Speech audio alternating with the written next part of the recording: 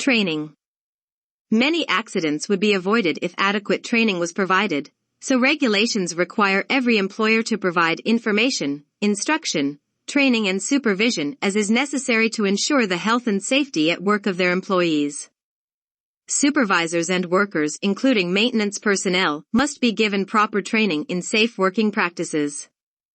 The training program include hazards associated with compressed air, never use compressed air for cleaning your clothing, hazards of horseplay with compressed air, special training and supervision for young people, pointing compressed air tools away from the body, hazards of using compressed air near a naked flame, reporting defects in equipment and never misuse or abuse safety and monitoring devices.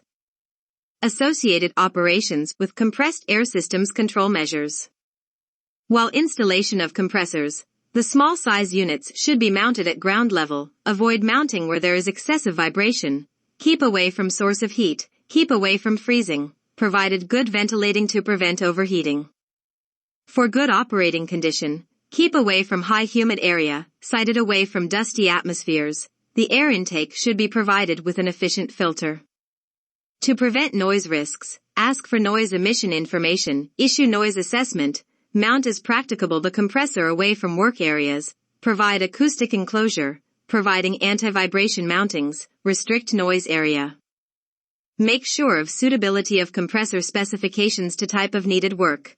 Consideration when installed in possible hazardous areas, adequate and sufficient access ways to enable operation and maintenance without exposing anyone to unnecessary risk, should be mounted away from any areas where it may be vulnerable to mechanical damage, be installed in separate rooms adjacent to the main building.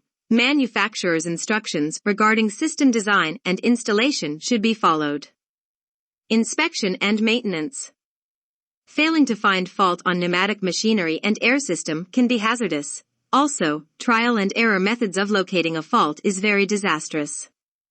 You can control the risk by minimizing the need for trial and error methods of locating a fault. Never hesitate to ask for assistance to fault finding. Keen on cleanliness, filtration, cooling and lubrication. Follow the manufacturer's manual. Follow a written schedule of maintenance. Never use flammable liquids for cleaning.